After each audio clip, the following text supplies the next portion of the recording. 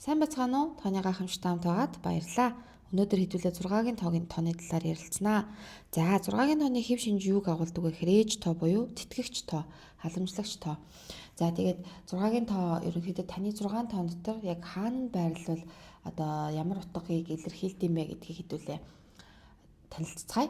За хамгийн ихний тоо буюу дотоодын тоо буюу сүнсний тоо 6-гийн тоо байх юм бол ямар үед аз жаргал амраа мол сэтгэл ханамжийг мэдэрдэг вэ гэвэл хүүхдтэй болсон тэр одоо хүүхдтэй болсон цаг үеэс одоо маш их сэтгэл ханамжийг авдаг. За эсвэл хувьдаа тийм компани байгуулад за тэгээ ажилчтай ерөнхийдөө халамжилж хайрлсан үедээ бас сэтгэл ханамжийг авдаг. За ер нь бол маш олон хүмүүсээс баярлалаа талархлаа гэдэг үг сонсох үедээ маш их сэтгэл ханамжийг авдаг юм зүйл байдаг аа.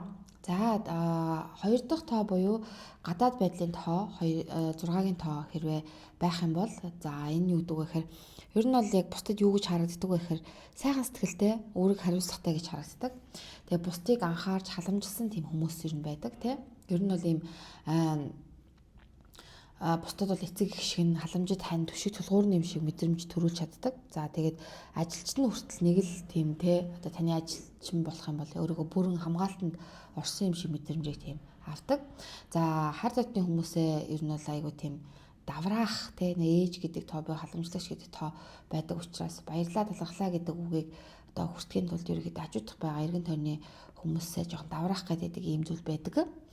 За тэрийг бас айгуус анхаарах хэрэгтэй. Тэгээд ер нь л ийм талархал дуртай одоо гаднаасаа харагддаг байх нэ. Энэ хүчрэхэг мөртлөнгөөсөө хүмүүс баярлалаа талархлаа гэж хэлэх болгонд ийм одоо сэргэлтийг авж байгаа юм шиг харагддаг ийм зүйл одоо байдаг байх. Тэгэхээр таны хувь хүний тоо 6-гийн тоо байх юм бол та нэг өөр дээр анхаарал одоо хандуулад нэг өөрөөсөө асуугаад үзээсэй гэж хүсэж байна.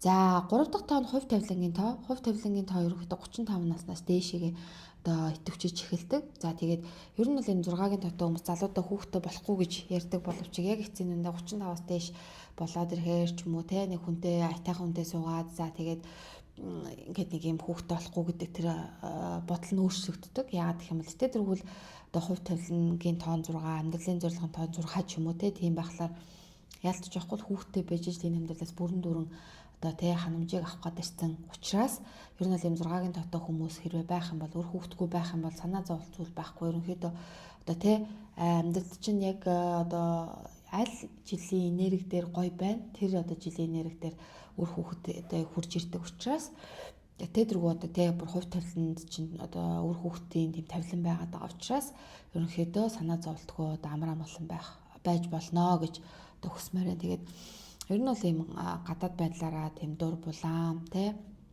За тэгээд ер нь өөрийгөө тийм илэрхийлж чадах чадан сайтай тийм соронч шиг хүмүүс байдаг.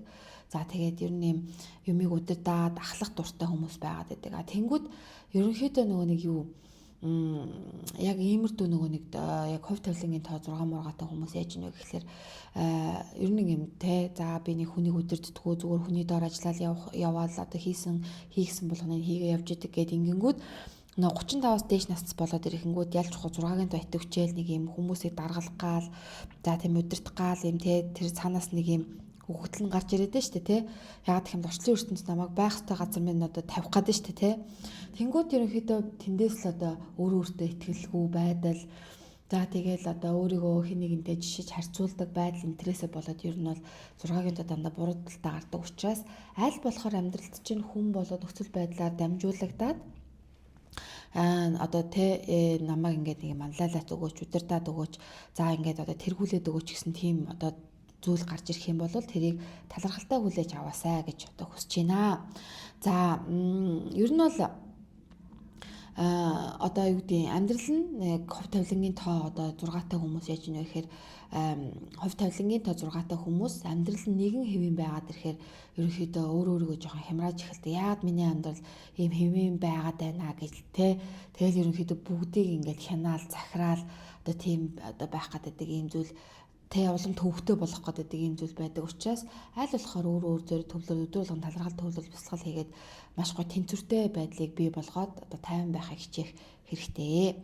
За төрсөн өдрийн тоо буюу таны одоо бүр цаанаас бурхнаас өгөгдсөн тийм ур чадвар те авиас юу гэдэг вэ гэхээр 6-гийн тоотой хүмүүс маш гоё ээж байдаг. Ер нь бол айгүй тийм өндөр үүрэг хариуцлагатай байдаг, тийм тэтгэгч хүмүүс байдаг. Учираас ерөнхийдөө ээжлэхэд гэдэг үгийг дахин хэлээд байна шүү дээ.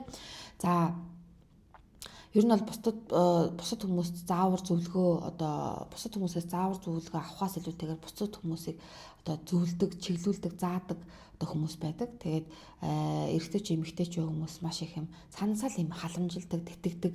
Тэгэл яг тэр хэрвээ та төрсөн өдрийн тоод чинь 6-тай, амьдралын зорилгын тоод чинь 6-тай, ерөнхийдөө таны тоонд 6 байгаад ах юм бол бусад хүмүүс таны хажууд байхдаа ерөнхийдөө ийм тэтгүүлсэн, инрүүлсэн, халамжлуулсан нэг юм гоё те энергийг танаас бидэрдэг буюу бурхан танд угаасаа тийм гоё ур чадварыг өгсөн. За дээрэс нэмээд бурхан бас танд ямар гоё ур чадварыг өгсөн бэ гэхээр эд шидийг бий болгогч гэдэг ерөнхийдөө тийм гайхалтай зүйлийг биелүүлсэн байгаад байдаг. Тэгээ тэр ерөнхийдөө та шидж хэлэх юм бол 6-гийн тоо эд шидийн тоо учраас ямар ч хамаагүй аргаар таны амьдралыг бүхий л зүйлийг те зохицуулж өгдөг юм гайхалтай орчлон ертөнцийн хуулийн дагуу зохицуулж өгдөг юм зүйл байдаг учраас айл болохоор сайхан зүйл дээр төвлөрч шийдвэрийг гаргадаг байгаарай. Тэгэхээр ер нь бол ч те сайн зүйл ч муу зүйл ч айл альны шийдсэн байгаа тохиолдолд 6-гийн тоо ямар ч хамаагүй аргаар тэр зохицуулж өгдөг бол айл болохоор сайхан зүйл дээр шийдвэр гаргаад сайхан зүйлийг бодож сайхан зүйл дээр өдөр болгон талархаж төвлөрж явах юм бол энэ нь таны хувьд маш гоё давуу тал болж өгдөгөө гэж хэлэхэд таатай байна. За ийм гоё ур чадвар өгсөн байх нь шүү дээ. За тэгээд 5 дахь тоо буюу амьдралын зорилгын тоо 6-гийн тоо байх юм бол ямар те гайхамшигыг танд бэлгэлдэг вэ? Ямар ч л байсан гэсэн ер нь бол бүх амьдралдаа 6-гийн тоог ашиглах хэрэгтэй ер нь бол. За тэнгууд яасан бэ гэхээр 6-гийн тоо маань те хаалганы дугаар, за тэгээд машины дугаар, за тэгээд өдрүүд, за тэгээд давцны дугаар шиг юм ер нь ингээд бүх тоонууд байлаа гэж бодоход нийлбэрийн те нэг оронтой тоо гарахад тэр нь 6-гийн тоо байгаа. Тэр 6-гийн тоогоо аль болохоор амьдралдаа ингээд ашиглаад те явах юм бол таныг аз од ивэдэг гэдгийг ойлгох хэрэгтэй. За тэгээд ер нь бол ийм цаанаасаа л 6-гийн тоотой хүмүүс маань нэг ийм гоё бусдыг тэтгсэн, цаанаасаа л бусдын эцэг их юм шиг. За тэгээд ийм багасаа л нэг юм бие даасан ийм зүйл байдаг. Ийм гайхалтай тоо байгаад байгаа байхгүй. Тэгээ ер нь гэр бүл, үр хүүхэд, тань ижилгээд гэр бүлийг тэр чигээр нь багтаадаг учраас хэрвээ та 6-гийн тоотой бол амьдралын зорилгонд 6-тай бол хүүхдэд битгий яраарай. Гэр нөхөрт тийм үү эхнэрт битгий яраарай. Тэгээд гэр бүл зохиох гэж битгий яраарай. Аль болохоор өөрийгөө бэлэн болгочод өөрийгөө бүрэн дүүрэн халамжилж өөрийнхөө мөн чанарыг ойлгосны дараа гэр бүл, үр хүүхэд, хань ижилтэй болох юм бол энэ цаашдаа маш гоё урт удаан амьдралыг бэлэглэх ийм гоё чадвартай тоо учраас ямар нэгэн зүйл бити яарасай л гэж хэлж байна. Өөрийгөө л хөгжүүлэхдээ цаг хугацаагаа зарцуулаасай гэж хүсэж байна. Тэгэхгүй бол ерөнхийдөө 6-гийн тоотой хүмүүс маань ерөнхийдөө гэр бүлийг зохиох гээд яарад идэг. Тэрнээсээ болоод ерөнхийдөө өөрийгөө бүрэн дүүрэн хөгжүүлээгүй гэж хүнтэй суугаад за тэндээсээ ерөнхийдөө сэтгэл готролд орох гэдэг учраас энийг бас анхаарах хэрэгтэй. За тэгээд бас юу гэдэг вэ гэхээр ер нь ээж тоо гэж яриад байгаа. Тэгээд ээж тоо учраас ерөнхийдөө нэг 6-гийн тоо маань шалгуур үзүүлэлт нь үр хүүхэд байгаад байдаг. Тэгээ үр хүүхдийн тал дээр ерөнхийдөө ингээд хүүхдээ ахуулах эсвэл тэр хүүхдээ болох уугүй юу гэдэг шийдвэр нь 6-гийн тоотонгуудад ерөнхийдөө өөрийгөө бий болгоогүй тохиолдолд цэрэхийн тулд зөв замд ч оруулахын тулд маш их юм хүн цохилтуудаар орж ирдэг. Тэр нь үр хүүхдээр орж иж байгаа байхгүй юу. Тэнгүүд тэр нөхөр нь суугуу суухгүй юу гэж эргэлзүүлдэг. За эсвэл юу гэдэг нь хүүхдтэй болоо гэд хэлэнгүүд үргэлжсэн хосын эрэгтэй салаа авчдаг надад хүлээмжшэрхгүйгээд ерөнхийдөө яг ийм 6-гийн тоотой эмэгтэй хүмүүс яг ийм нэг нөхөргүй хүүхдтэй байх гэдэг. Нэг бол нөхөртэй болсон мөртлөнгөөс үр хүүхдгүй болох гээд байдаг. Тэгээд тэрийг ингээд шүүгээд өмнөх жилүүдийн өмнөх онуудыг ингээд хараад асуугаад ингээд явхлаар юу ч нэхэр үр хүндэлтэнд айгүй их хэмжээгээр орцсон үр хүндэлтэнд ингээд 1 2 байдагсан ч эсвэл 3 4 байдагсан ч ингээд орцсон.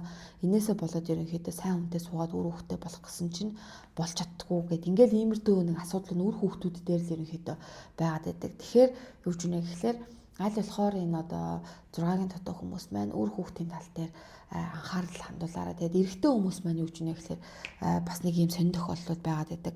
Эмэгтэй хүнийг одоо өөрийг нь авч явангуудаа те би над хүүхдэж үсэхгүй байна гэд абортод оруулсан, үр хөндүүлсэн юм тохиолдол одоо бүр нилээд байдаг байхгүй те.